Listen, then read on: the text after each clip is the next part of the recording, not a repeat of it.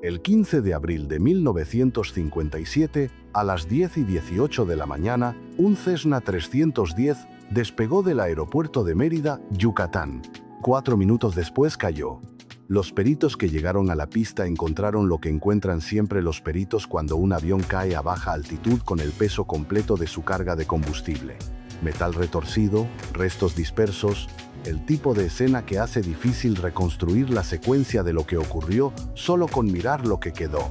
México recibió la noticia de la muerte de Pedro Infante y México no la creyó, no al principio. Y hay algo en ese no creer inicial que las personas que lo vivieron describieron después de manera que resulta interesante. Porque el no creer de México esa tarde no era solo la negación normal del duelo, el mecanismo de defensa que la mente pone en marcha cuando recibe una noticia que no quiere procesar. Era algo más específico. Era la sensación de que la historia no terminaba de cuadrar.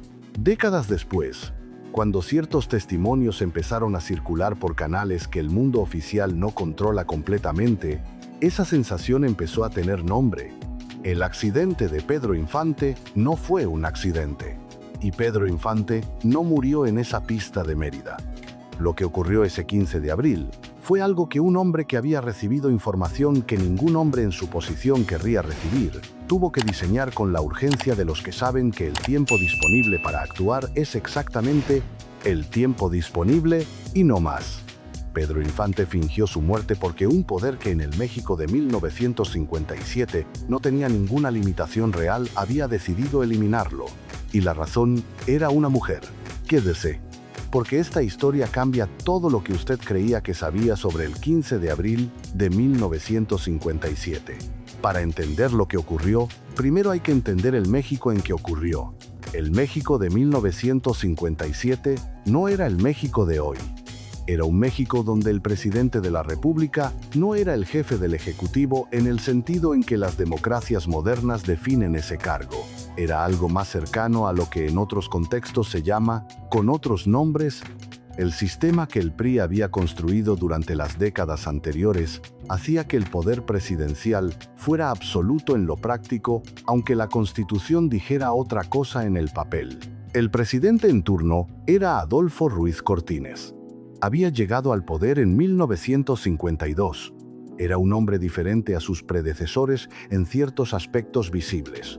Más austero, menos dado al tipo de exhibición que el poder mexicano de las décadas anteriores había producido. Reconocido por cierta honestidad personal en comparación con lo que había habido antes. Pero el sistema en que Ruiz Cortines operaba era el mismo sistema, con sus mismas lógicas, con sus mismas capacidades para hacer lo que el sistema decidía que había que hacer, independientemente de lo que cualquier ley dijera sobre lo que podía o no podía hacerse.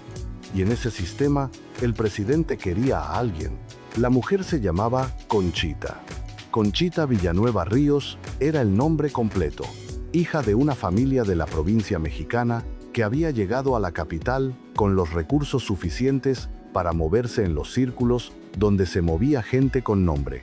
No actriz, no artista, de ese mundo de las que existen en los márgenes del espectáculo y de la política, que conocen a los de ambos mundos, porque los dos mundos se cruzan con la regularidad del poder que busca el entretenimiento y del entretenimiento que busca el poder.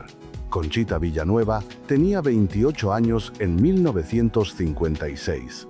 Y tenía algo que producía en los hombres que la conocían, el efecto que producen ciertas personas, que no son las más bellas del cuarto, pero que tienen algo que no tiene nada que ver con la belleza en el sentido convencional. Una presencia, del tipo que no se impone sino que se instala. El presidente Ruiz Cortines la conoció en el contexto de los eventos sociales, donde el poder político mexicano de esa época se mezclaba con el mundo artístico y empresarial. Y lo que el presidente sintió por Conchita Villanueva era lo que los hombres de poder sienten cuando encuentran algo que quieren, y que el poder no puede simplemente comprar de la manera directa en que compra otras cosas. Un deseo que tenía algo de humillante en él, porque Conchita Villanueva no miraba al presidente con los ojos que los que quieren algo del poder miran al presidente.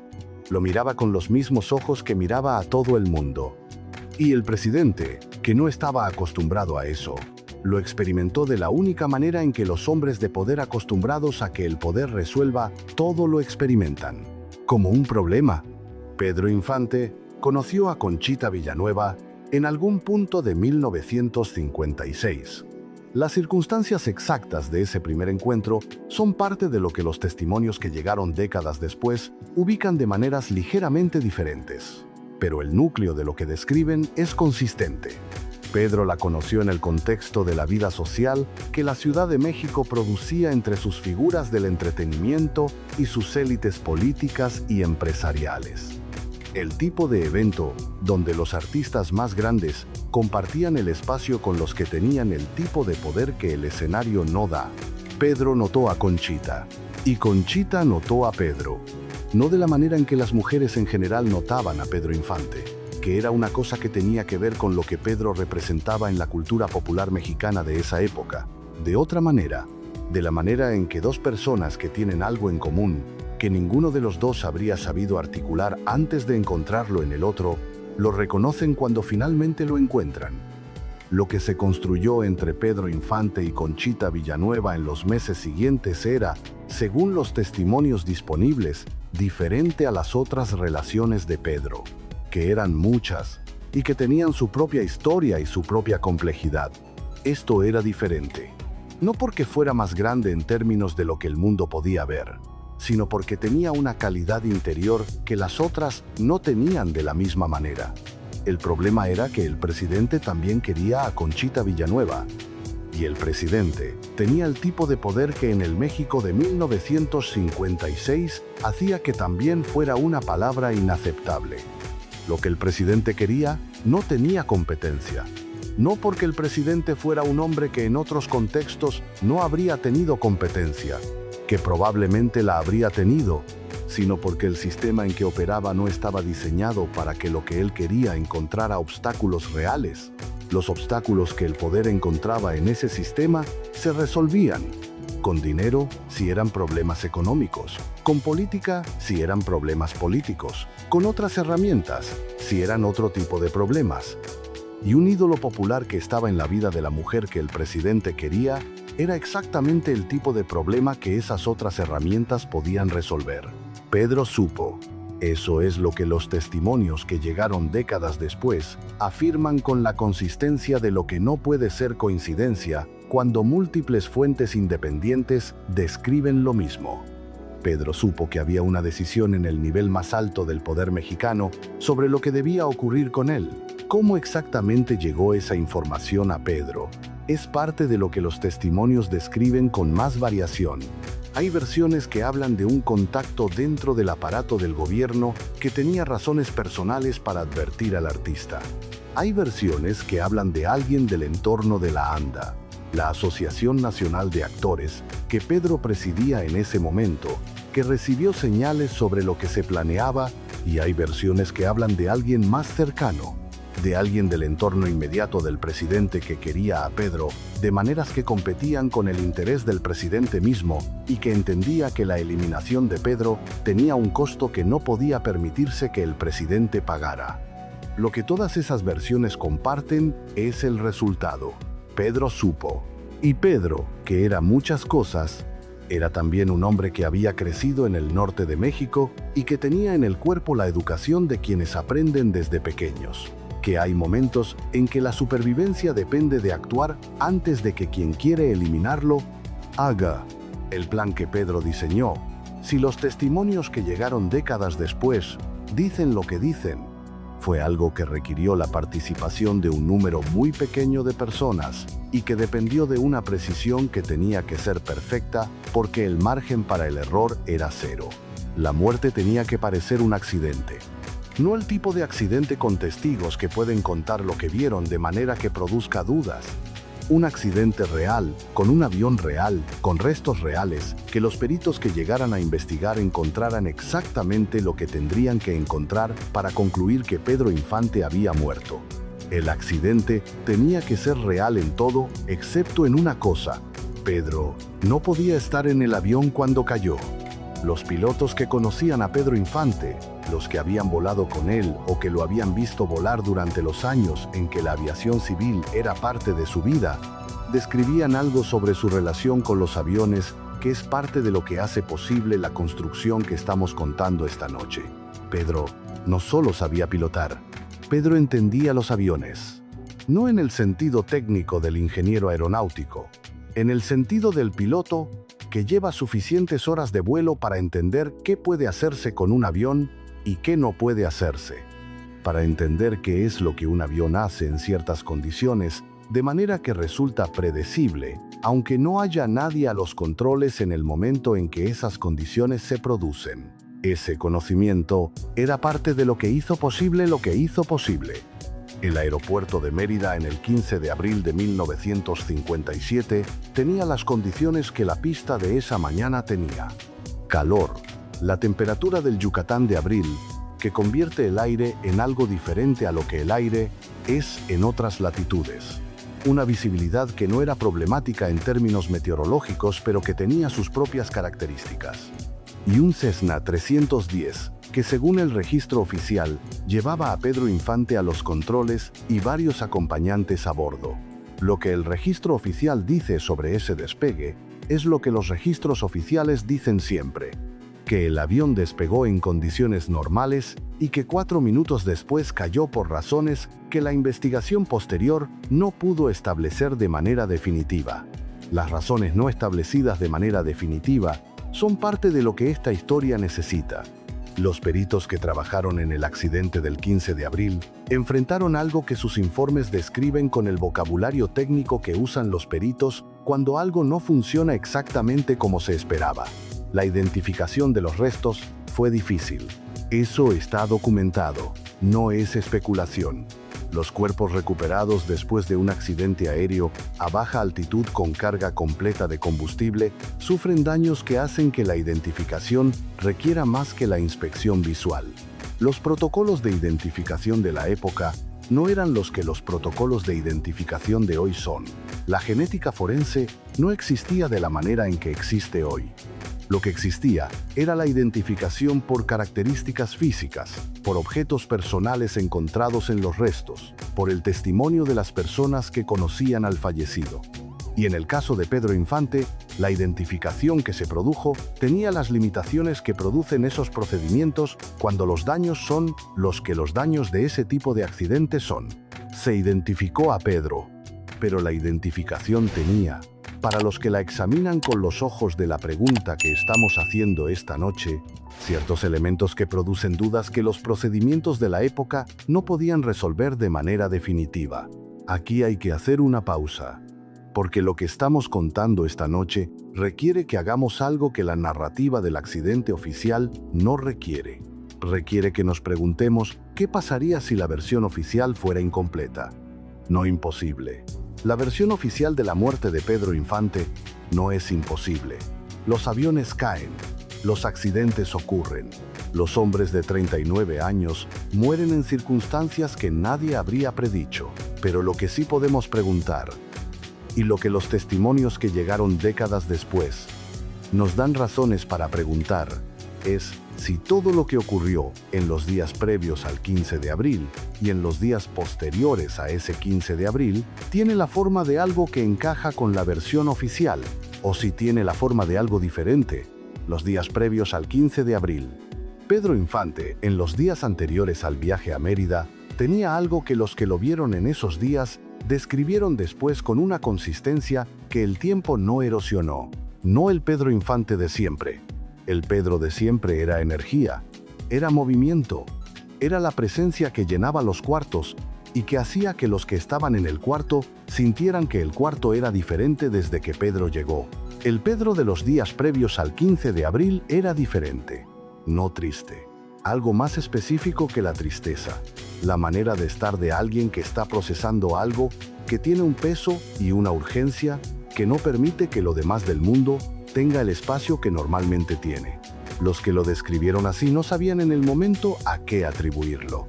Con el tiempo y con la historia que estamos contando esta noche, la atribución se vuelve más posible. El viaje a Mérida. El 15 de abril de 1957, Pedro Infante tenía en su agenda un compromiso en Mérida que los registros de su carrera confirman. El tipo de compromiso que el itinerario de un artista de su magnitud en esa época producía con regularidad. Los que organizaron ese viaje y los que participaron en los preparativos del mismo describieron algo que en el momento parecía ordinario y que en retrospectiva tiene, para los que lo examinan con el contexto de esta historia, la textura de algo que fue meticulosamente organizado. El avión que Pedro usaría, los ocupantes que lo acompañarían, los procedimientos del despegue. Todo ordinario en la superficie. Y debajo de la superficie, si la historia que estamos contando es lo que los testimonios sugieren que es, algo que no era ordinario en absoluto. Hay algo sobre el Cessna 310 que los pilotos de la época describían como una característica relevante.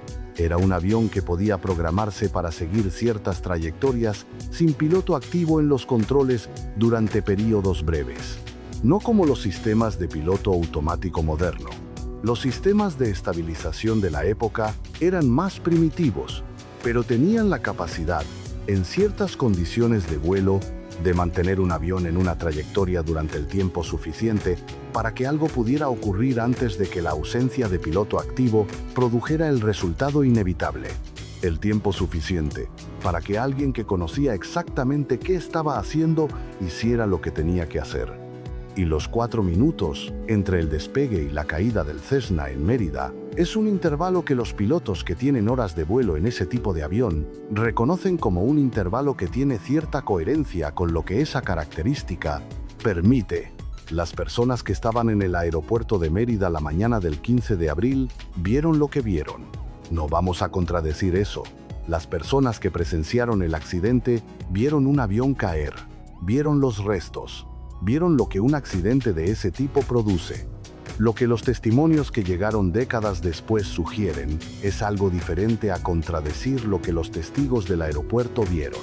Sugieren que lo que vieron era real en todo excepto en una cosa, que Pedro Infante no estaba en el avión cuando cayó, que Pedro estaba en Mérida, pero no en el Cessna, que en las horas previas al despegue, algo que Pedro y las 2 o 3 personas que estaban en su confianza más absoluta habían planeado durante días, se ejecutó con la precisión que requería. Y que cuando el Cessna despegó a las 10:18, Pedro estaba en otro lugar, mirando el reloj, sabiendo exactamente lo que estaba ocurriendo. ¿Dónde estaba Pedro Infante en el momento en que el Cessna caía? Esa es la pregunta que los testimonios no responden con la precisión que uno desearía.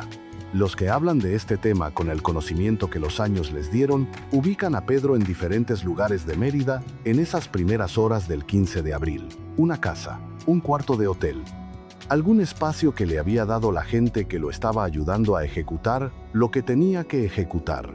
Lo que sí es consistente en esos testimonios es lo que vino después. Que en las horas siguientes al accidente, mientras México procesaba la noticia que los radios de todo el país estaban dando, Pedro Infante cruzó una frontera. No la frontera norte. Esa era la frontera obvia, y la que el aparato del Estado que lo estaba buscando, si lo estaba buscando, habría vigilado primero. Otra frontera. Hacia el sur, Guatemala, Belice, los países de América Central, donde en 1957 un hombre mexicano con recursos y con la voluntad de desaparecer, podía desaparecer de maneras que el aparato del Estado mexicano de esa época no podía seguir con la eficiencia que los aparatos modernos tienen. Las comunicaciones entre los servicios de inteligencia de México y los países centroamericanos de esa época tenían los límites de las comunicaciones entre países que tienen relaciones formales, pero no los sistemas compartidos de información que el mundo posterior desarrolló. Un hombre que cruzaba esa frontera con documentos que no eran los suyos tenía, en 1957, posibilidades reales de desaparecer. Pedro Infante tenía recursos, tenía inteligencia y tenía lo que más importa en esas situaciones, la información de que su vida dependía de que la desaparición fuera perfecta. Las personas que lo ayudaron, los testimonios hablan de 2 o 3 personas, no más. El tipo de red mínima que una operación de ese tipo requiere para funcionar. Suficientes personas para que sea posible, tan pocas como sea posible para que el secreto permanezca. ¿Quiénes eran? Esa es la parte que los testimonios disponibles describen con mayor imprecisión. Los nombres que aparecen son nombres que no se pueden verificar de manera directa, porque las personas que los llevaban, si es que las personas con esos nombres existieron, tendrían hoy más de 100 años o estarían muertas. Lo que sí describe con algo de precisión es el perfil. Un piloto. Alguien que conocía los aviones de la manera en que Pedro los conocía, que podía resolver el problema técnico que la operación requería resolver. Alguien con conexiones en la frontera sur, el tipo de conexión que en el México de los 50 producía el comercio informal que siempre existe entre países que comparten frontera. Y alguien en la Ciudad de México. Alguien que después del 15 de abril podía existir dentro del mundo que rodeaba a Pedro sin que nadie sospechara que sabía lo que sabía. El mundo que reaccionó al accidente del 15 de abril de 1957 reaccionó de la manera en que los testimonios documentados describen que reaccionó. México paró. Las calles se vaciaron. Los comercios cerraron. Las banderas bajaron a media asta en los edificios públicos. Las emisoras de radio interrumpieron sus transmisiones regulares. Un país en duelo. Y dentro de ese duelo, algo que los que examinan el período con la atención que requiere, encuentran interesante: la velocidad con que el accidente fue declarado accidente. No la lentitud de una investigación que toma su tiempo para llegar a sus conclusiones. La velocidad de una conclusión que llegó antes de que el proceso que habría producido esa conclusión hubiera tenido tiempo de completarse. Las causas del accidente nunca fueron establecidas de manera definitiva. Eso también está documentado. Los reportes técnicos sobre el Cessna 310 que cayó en Mérida tienen la característica de los reportes sobre accidentes, cuyas causas no pudieron determinarse con certeza. Sin causas determinadas definitivamente, sin los procedimientos forenses que hoy permitirían establecer con precisión si los restos encontrados en la pista eran los de las personas que el registro oficial dice que eran. Esos dos elementos juntos producen el espacio donde la historia que estamos contando esta noche puede existir. Adolfo Ruiz Cortines. El presidente que tenía razones para que el 15 de abril produjera lo que produjo, si la historia que estamos contando tiene la forma que los testimonios sugieren, nunca hizo ninguna declaración pública sobre el accidente que fuera más allá de lo que cualquier presidente mexicano habría dicho sobre la muerte del artista más amado del país. Las declaraciones fueron las esperadas: el dolor de la nación, el reconocimiento del legado, las palabras que el protocolo requería, y nada más. No se anunció ninguna investigación especial, no se movilizó ningún recurso extraordinario para determinar las causas del accidente. El proceso fue el proceso ordinario que estos eventos producían en la México de los 50. Ordinario, cuando el resultado había dejado al presidente sin el problema que el ídolo del pueblo representaba. Conchita Villanueva desapareció del mundo visible del espectáculo y de la vida social de la Ciudad de México en los meses que siguieron al 15 de abril. No de manera dramática, no con el tipo de desaparición que genera preguntas en los periódicos, de la manera más común y más difícil de rastrear. Dejó de aparecer en los eventos donde había aparecido. Se mudó, según las versiones disponibles, primero a otro barrio de la Ciudad de México y después a otra ciudad. La versión que llegó décadas después era que Conchita Villanueva había entendido exactamente lo que había ocurrido, que el hombre que había estado en su vida ya no estaba en el mundo donde ella podía encontrarlo, y que el poder que había producido esa desaparición seguía existiendo de maneras que hacían que existir cerca del núcleo de lo que había ocurrido fuera peligroso. Conchita se fue, y con ella, la última persona del mundo visible de la Ciudad de México que sabía completamente lo que había ocurrido el 15 de abril. Los años que siguieron al 15 de abril de 1957 fueron los años en que el mito de Pedro Infante fue creciendo, no disminuyendo como ocurre con muchos artistas cuando el tiempo toma distancia de lo que fueron. Creciendo, las películas que se volvían a proyectar, las canciones que las generaciones más jóvenes descubrían, La cara que aparecía en carteles y en murales y en los lugares donde México pone las caras de los que considera suyos de manera permanente. Pedro Infante muerto se fue haciendo más grande que Pedro Infante vivo. Y si la historia que estamos contando esta noche tiene la forma que los testimonios sugieren, el hombre que desde algún lugar del mundo miraba ese crecimiento del mito, sabía algo que nadie en México podía saber: que el muerto que el mito honraba estaba vivo. Los testimonios de personas que afirman haber visto a Pedro Infante después del 15 de abril de 1957 son parte del registro cultural de la muerte del ídolo. No son pocos. No son solo los que produce la negación. El 15 de abril de 1957, a las 10:18 de la mañana, un Cessna 310 despegó del aeropuerto de Mérida, Yucatán. 4 minutos después cayó. Los peritos que llegaron a la pista encontraron lo que encuentran siempre los peritos cuando un avión cae a baja altitud con el peso completo de su carga de combustible: metal retorcido, restos dispersos, el tipo de escena que hace difícil reconstruir la secuencia de lo que ocurrió solo con mirar lo que quedó. México recibió la noticia de la muerte de Pedro Infante y México no la creyó, no al principio. Y hay algo en ese no creer inicial que las personas que lo vivieron describieron después de manera que resulta interesante. Porque el no creer de México esa tarde no era solo la negación normal del duelo, el mecanismo de defensa que la mente pone en marcha cuando recibe una noticia que no quiere procesar. Era algo más específico. Era la sensación de que la historia no terminaba de cuadrar.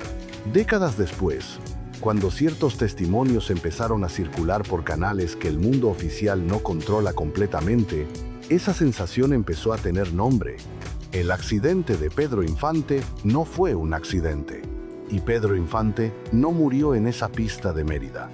Lo que ocurrió ese 15 de abril fue algo que un hombre que había recibido información que ningún hombre en su posición querría recibir, tuvo que diseñar con la urgencia de los que saben que el tiempo disponible para actuar es exactamente el tiempo disponible y no más. Pedro Infante fingió su muerte porque un poder que en el México de 1957 no tenía ninguna limitación real había decidido eliminarlo. Y la razón era una mujer. Quédese, porque esta historia cambia todo lo que usted creía que sabía sobre el 15 de abril de 1957. Para entender lo que ocurrió, primero hay que entender el México en que ocurrió. El México de 1957 no era el México de hoy. Era un México donde el presidente de la República no era el jefe del Ejecutivo en el sentido en que las democracias modernas definen ese cargo. Era algo más cercano a lo que en otros contextos se llama, con otros nombres, el sistema que el PRI había construido durante las décadas anteriores hacía que el poder presidencial fuera absoluto en lo práctico, aunque la Constitución dijera otra cosa en el papel. El presidente en turno era Adolfo Ruiz Cortines. Había llegado al poder en 1952. Era un hombre diferente a sus predecesores en ciertos aspectos visibles.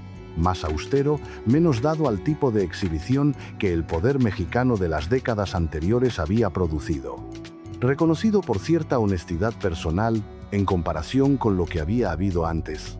Pero el sistema en que Ruiz Cortines operaba era el mismo sistema, con sus mismas lógicas, con sus mismas capacidades, para hacer lo que el sistema decidía que había que hacer, independientemente de lo que cualquier ley dijera sobre lo que podía o no podía hacerse. Y en ese sistema, el presidente quería a alguien. La mujer se llamaba Conchita.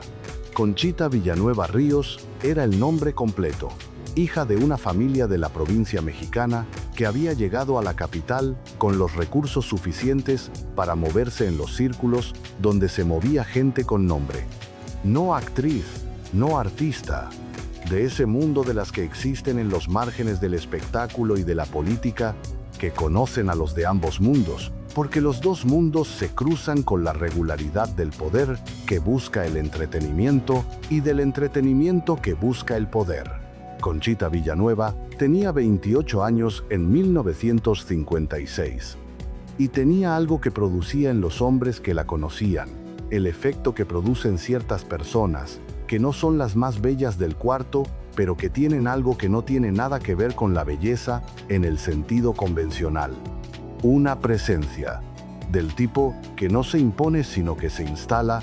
El presidente Ruiz Cortines la conoció en el contexto de los eventos sociales, donde el poder político mexicano de esa época se mezclaba con el mundo artístico y empresarial.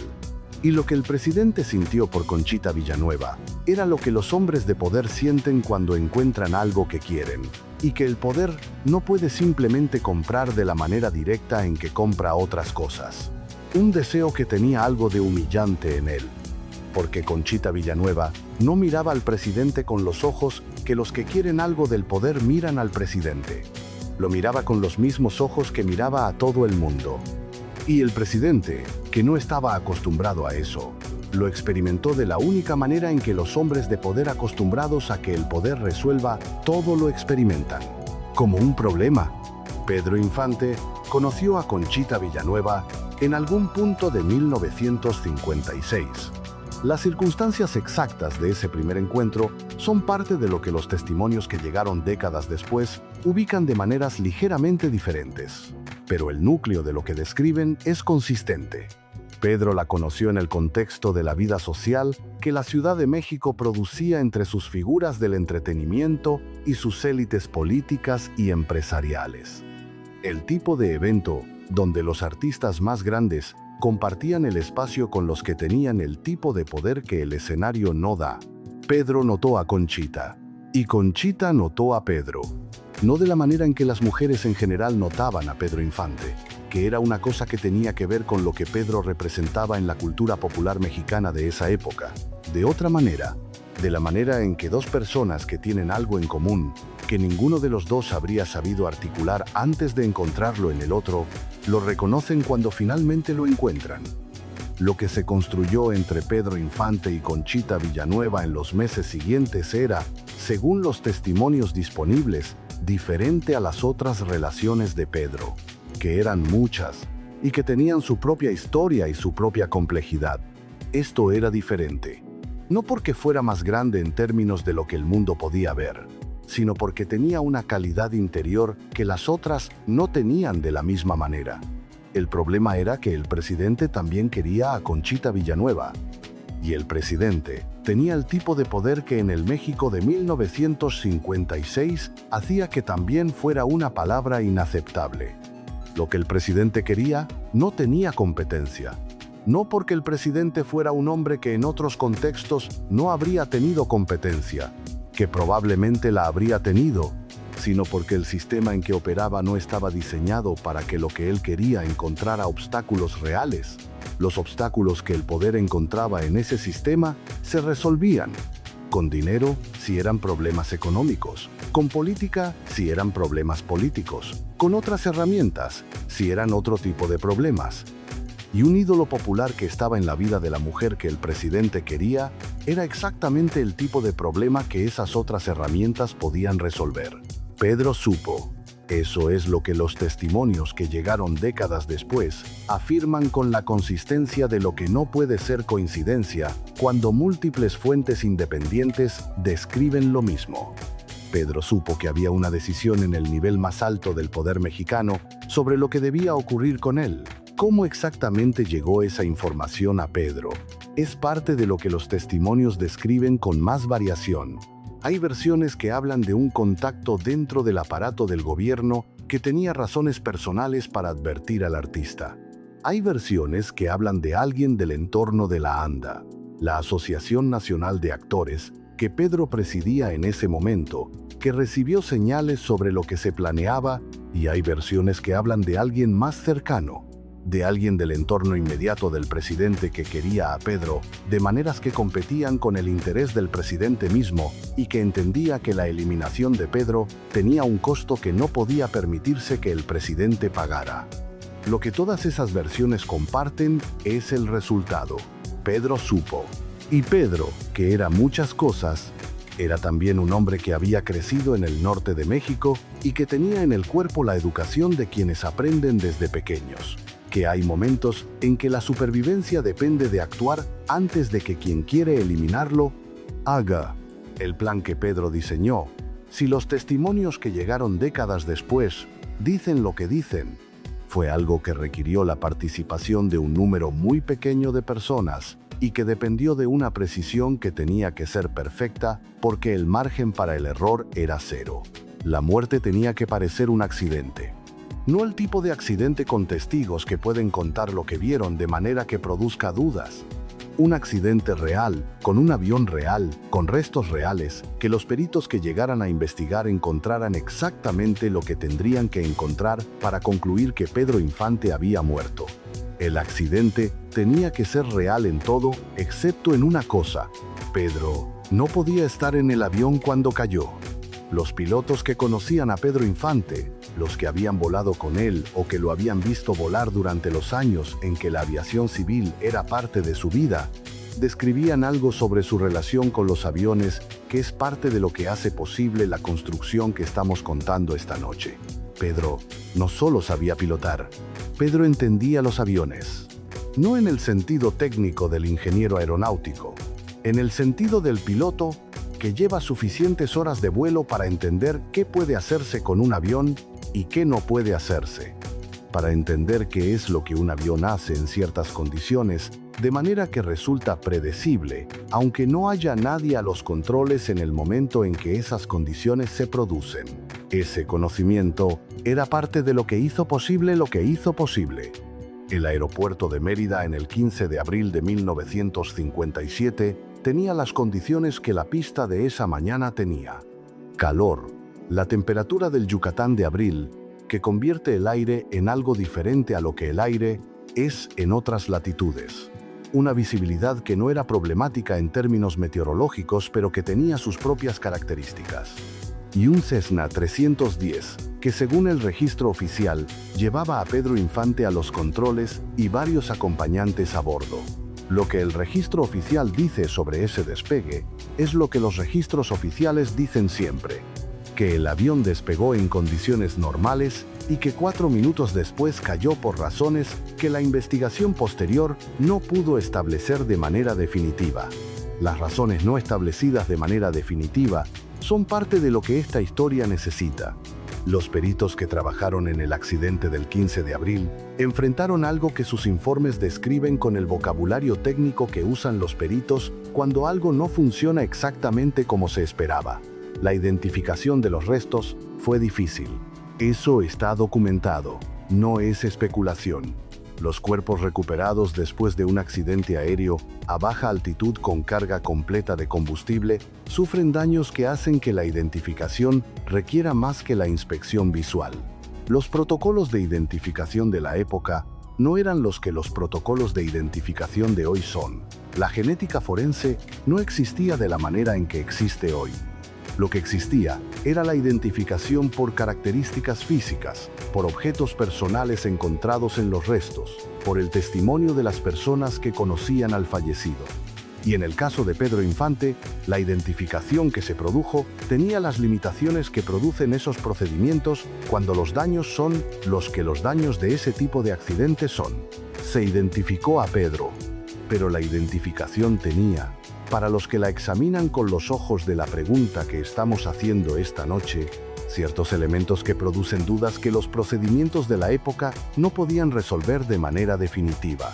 Aquí hay que hacer una pausa, porque lo que estamos contando esta noche requiere que hagamos algo que la narrativa del accidente oficial no requiere. Requiere que nos preguntemos qué pasaría si la versión oficial fuera incompleta. No imposible. La versión oficial de la muerte de Pedro Infante no es imposible. Los aviones caen, los accidentes ocurren. Los hombres de 39 años mueren en circunstancias que nadie habría predicho. Pero lo que sí podemos preguntar, y lo que los testimonios que llegaron décadas después nos dan razones para preguntar, es si todo lo que ocurrió en los días previos al 15 de abril y en los días posteriores a ese 15 de abril tiene la forma de algo que encaja con la versión oficial, o si tiene la forma de algo diferente, los días previos al 15 de abril. Pedro Infante, en los días anteriores al viaje a Mérida, tenía algo que los que lo vieron en esos días describieron después con una consistencia que el tiempo no erosionó. No el Pedro Infante de siempre. El Pedro de siempre era energía, era movimiento, era la presencia que llenaba los cuartos, y que hacía que los que estaban en el cuarto sintieran que el cuarto era diferente desde que Pedro llegó. El Pedro de los días previos al 15 de abril era diferente, no triste. Algo más específico que la tristeza. La manera de estar de alguien que está procesando algo que tiene un peso y una urgencia que no permite que lo demás del mundo tenga el espacio que normalmente tiene. Los que lo describieron así no sabían en el momento a qué atribuirlo. Con el tiempo y con la historia que estamos contando esta noche, la atribución se vuelve más posible. El viaje a Mérida. El 15 de abril de 1957, Pedro Infante tenía en su agenda un compromiso en Mérida que los registros de su carrera confirman. El tipo de compromiso que el itinerario de un artista de su magnitud en esa época producía con regularidad. Los que organizaron ese viaje y los que participaron en los preparativos del mismo describieron algo que en el momento parecía ordinario y que en retrospectiva tiene, para los que lo examinan con el contexto de esta historia, la textura de algo que fue meticulosamente organizado. El avión que Pedro usaría, los ocupantes que lo acompañarían, los procedimientos del despegue. Nada, todo ordinario en la superficie. Y debajo de la superficie, si la historia que estamos contando es lo que los testimonios sugieren que es, algo que no era ordinario en absoluto. Hay algo sobre el Cessna 310 que los pilotos de la época describían como una característica relevante. Era un avión que podía programarse para seguir ciertas trayectorias sin piloto activo en los controles durante periodos breves. No como los sistemas de piloto automático moderno. Los sistemas de estabilización de la época eran más primitivos, pero tenían la capacidad, en ciertas condiciones de vuelo, de mantener un avión en una trayectoria durante el tiempo suficiente para que algo pudiera ocurrir antes de que la ausencia de piloto activo produjera el resultado inevitable. El tiempo suficiente para que alguien que conocía exactamente qué estaba haciendo hiciera lo que tenía que hacer. Y los 4 minutos entre el despegue y la caída del Cessna en Mérida es un intervalo que los pilotos que tienen horas de vuelo en ese tipo de avión reconocen como un intervalo que tiene cierta coherencia con lo que esa característica permite. Las personas que estaban en el aeropuerto de Mérida la mañana del 15 de abril vieron lo que vieron. No vamos a contradecir eso. Las personas que presenciaron el accidente vieron un avión caer, vieron los restos. Vieron lo que un accidente de ese tipo produce. Lo que los testimonios que llegaron décadas después sugieren es algo diferente a contradecir lo que los testigos del aeropuerto vieron. Sugieren que lo que vieron era real en todo excepto en una cosa, que Pedro Infante no estaba en el avión cuando cayó, que Pedro estaba en Mérida, pero no en el Cessna, que en las horas previas al despegue, algo que Pedro y las 2 o 3 personas que estaban en su confianza más absoluta habían planeado durante días, se ejecutó con la precisión que requería. Y que cuando el Cessna despegó a las 10:18, Pedro estaba en otro lugar, mirando el reloj, sabiendo exactamente lo que estaba ocurriendo. ¿Dónde estaba Pedro Infante en el momento en que el Cessna caía? Esa es la pregunta que los testimonios no responden con la precisión que uno desearía. Los que hablan de este tema con el conocimiento que los años les dieron, ubican a Pedro en diferentes lugares de Mérida en esas primeras horas del 15 de abril. Una casa, un cuarto de hotel, algún espacio que le había dado la gente que lo estaba ayudando a ejecutar lo que tenía que ejecutar. Lo que sí es consistente en esos testimonios es lo que vino después. Que en las horas siguientes al accidente, mientras México procesaba la noticia que los radios de todo el país estaban dando, Pedro Infante cruzó una frontera. No la frontera norte. Esa era la frontera obvia, y la que el aparato del Estado que lo estaba buscando, si lo estaba buscando, habría vigilado primero. Otra frontera. Hacia el sur, Guatemala, Belice, los países de América Central, donde en 1957, un hombre mexicano con recursos y con la voluntad de desaparecer, podía desaparecer de maneras que el aparato del Estado mexicano de esa época no podía seguir con la eficiencia que los aparatos modernos tienen. Las comunicaciones entre los servicios de inteligencia de México y los países centroamericanos de esa época tenían los límites de las comunicaciones entre países que tienen relaciones formales, pero no los sistemas compartidos de información que el mundo posterior desarrolló. Un hombre que cruzaba esa frontera con documentos que no eran los suyos tenía, en 1957, posibilidades reales de desaparecer. Pedro Infante tenía recursos, tenía inteligencia y tenía lo que más importa en esas situaciones: la información de que su vida dependía de que la desaparición fuera perfecta. Las personas que lo ayudaron, los testimonios hablan de 2 o 3 personas, no más. El tipo de red mínima que una operación de ese tipo requiere para funcionar. Suficientes personas para que sea posible, tan pocas como sea posible para que el secreto permanezca. ¿Quiénes eran? Esa es la parte que los testimonios disponibles describen con mayor imprecisión. Los nombres que aparecen son nombres que no se pueden verificar de manera directa, porque las personas que los llevaban, si es que las personas con esos nombres existieron, tendrían hoy más de 100 años o estarían muertas.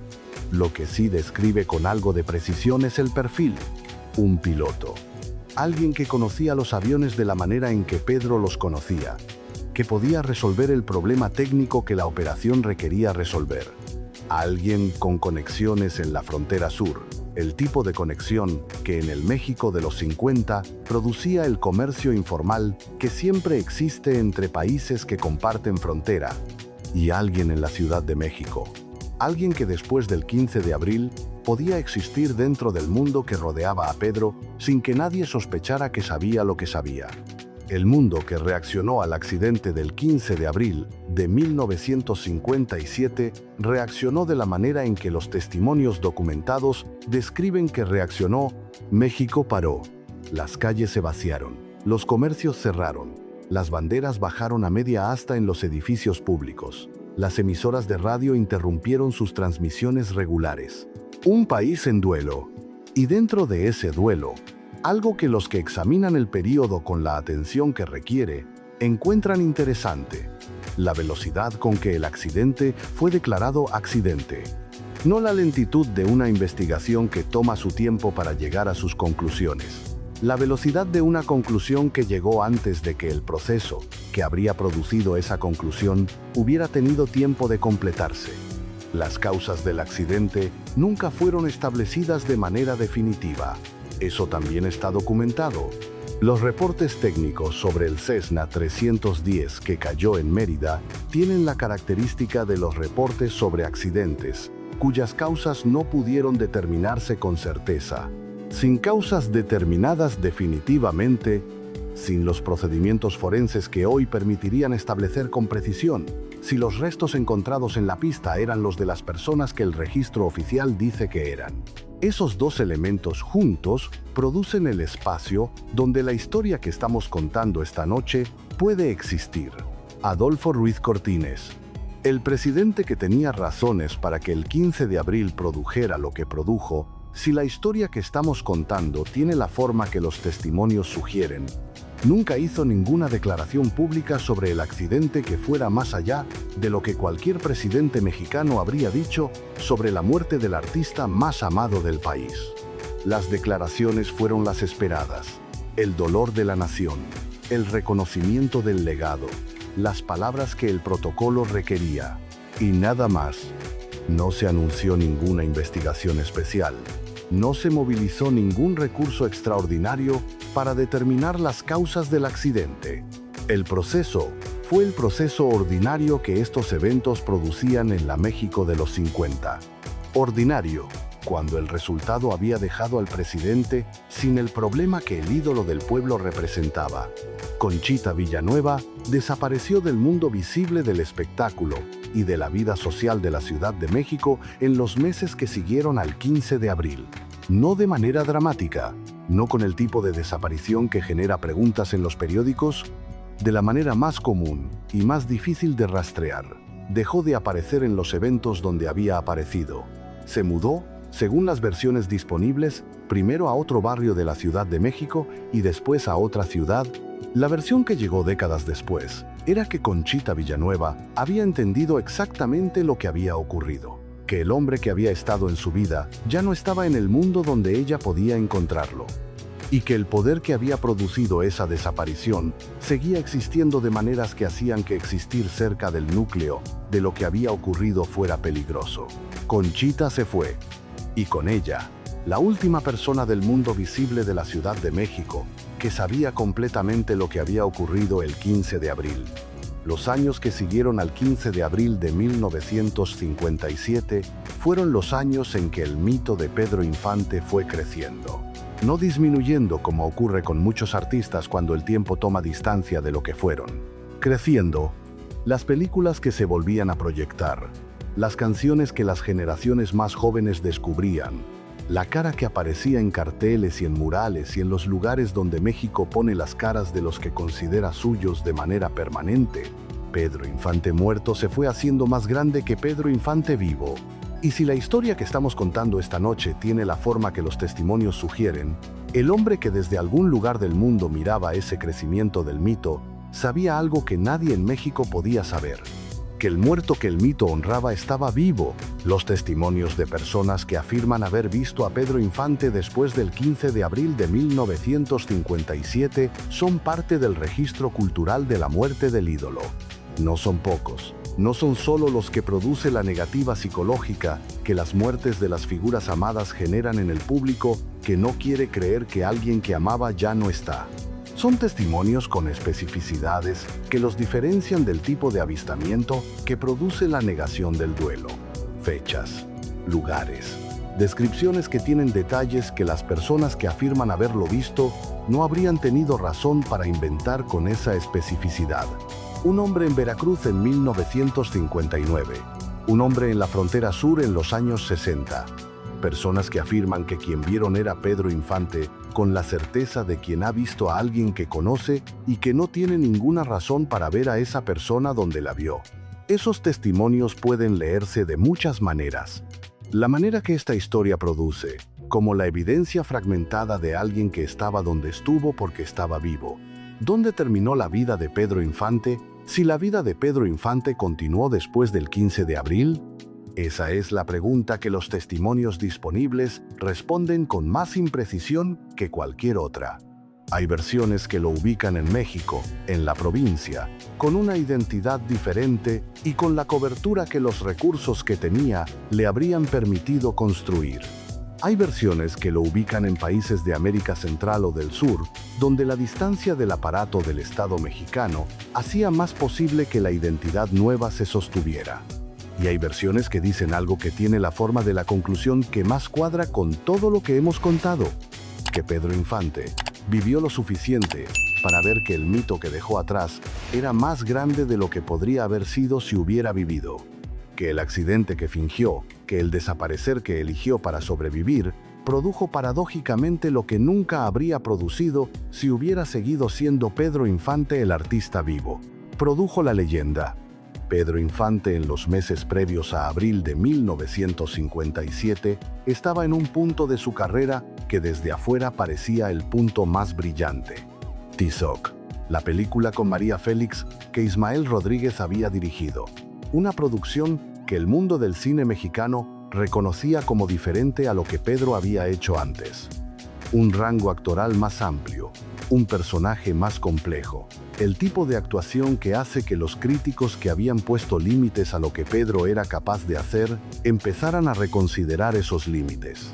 La película había estrenado el 14 de febrero de 1957, mes y medio antes del 15 de abril.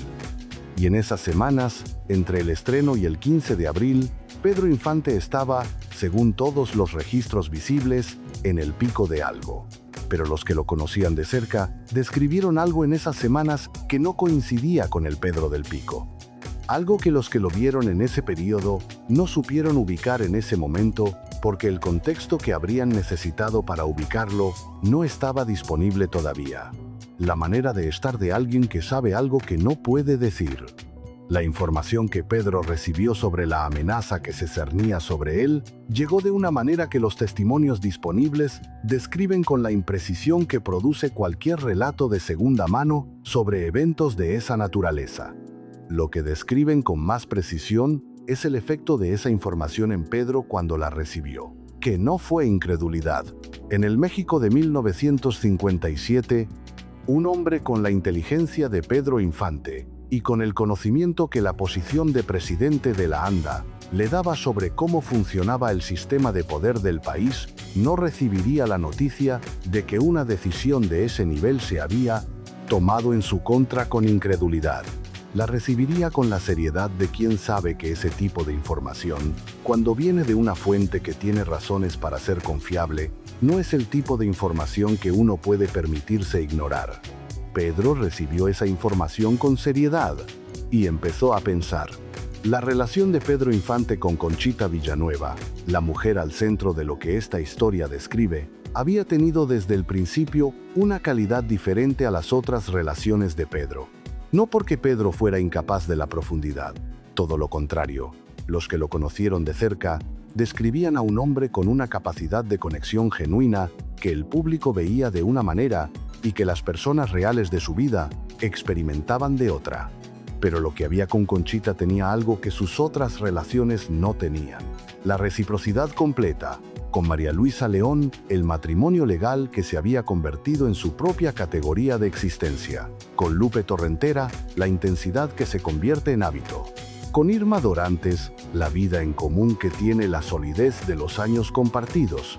Con Conchita había algo diferente, algo que en las condiciones disponibles para la vida de Pedro nunca podría haber sido lo que habría podido ser en otras condiciones, pero que dentro de esas condiciones era lo que era, con toda la densidad y toda la complicación que produce algo que importa de verdad, y que era exactamente lo que el presidente quería para él mismo. El aparato del Estado mexicano de 1957 tenía herramientas que el Estado de hoy ya no usa de la misma manera. No porque el Estado de hoy sea completamente diferente en sus instrumentos de poder, sino porque los mecanismos de control y de verificación que el mundo posterior desarrolló hacen que ciertas cosas sean más difíciles de hacer sin que quede rastro.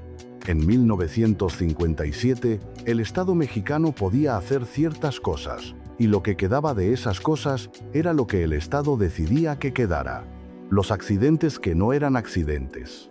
Las muertes que tenían las causas que convenía que tuvieran. Los documentos que decían lo que convenía que dijeran. Pedro sabía eso. Todos los que existían cerca del poder en el México de esa época lo sabían. Era parte del conocimiento práctico que la vida en ese sistema daba a los que vivían suficientemente cerca de sus mecanismos para entender cómo funcionaban. Y con ese conocimiento, Pedro entendió que la amenaza que había recibido no era el tipo de amenaza que se resuelve con un abogado o con una negociación. Era el tipo de amenaza que solo tiene una respuesta posible: desaparecer antes de que la desaparición sea lo que el sistema quiere que sea. El plan que Pedro construyó en los días entre que recibió la información y el 15 de abril tenía que resolver varios problemas simultáneos. Primero, la muerte tenía que ser creíble. No solo creíble para el público en general, creíble para el aparato del Estado que había ordenado la eliminación. Si el Estado llegaba a sospechar que Pedro había sobrevivido, la búsqueda que seguiría tendría los recursos del Estado detrás, y esos recursos en el México de los 50 eran considerables. Segundo, las personas que ayudaban a Pedro tenían que ser las mínimas posibles. Cada persona adicional que sabía algo era un riesgo adicional. La red tenía que ser pequeña, de confianza absoluta, con la comprensión de que lo que estaban haciendo tenía consecuencias que ninguno de ellos podría afrontar si el plan fallaba. Tercero, Pedro tenía que desaparecer de manera que la nueva identidad que iba a asumir fuera sólida, no un nombre cambiado en un papel. Una vida nueva con historia, con documentos, con el tipo de pasado que las personas que no tienen pasado necesitan construirse cuando necesitan tenerlo. Esos tres problemas tenían solución. No una solución sencilla. Pero Pedro tenía recursos, tenía contactos y tenía algo que no tiene precio en ese tipo de situación: la motivación de quien sabe que lo que está en juego es su propia vida. La persona que resolvió el problema técnico del avión tenía conocimientos que Pedro tenía también, pero no en el grado que la situación requería. Era un piloto, no de los que aparecían en los registros oficiales de la aviación civil mexicana de esa época. Del tipo de piloto que existe en los márgenes de la aviación comercial, que tiene sus propias maneras de ganar la vida, que conoce aviones de una manera que va más allá de lo que los cursos de la aeronáutica civil enseñan. El nombre de ese hombre no aparece en ninguno de los testimonios disponibles, de manera que permita identificarlo. Los que lo describen con los términos que se usan para las personas que existen en los márgenes sin querer ser encontradas: eficiente, confiable, con un precio que quedó pagado. Lo que ese hombre hizo con el Cessna 310 en los días previos al 15 de abril es el elemento técnico de la historia que los testimonios no describen con suficiente detalle para que sea posible reconstruirlo con certeza. Lo que sí dicen, en diferentes versiones que comparten el núcleo, es que lo que el avión hizo ese 15 de abril no fue lo que los aviones hacen cuando algo falla sin que nadie lo haya planeado. Fue lo que hacen cuando algo falla porque alguien planeó que fallara. Los 4 minutos entre el despegue y la caída del Cessna. En 4 minutos, en un avión que tiene ciertas características técnicas y que está programado para cierta trayectoria, pueden ocurrir cosas que producen el tipo de accidente que la investigación posterior no puede explicar de manera definitiva porque las causas que produjeron el accidente ya no están disponibles para el análisis.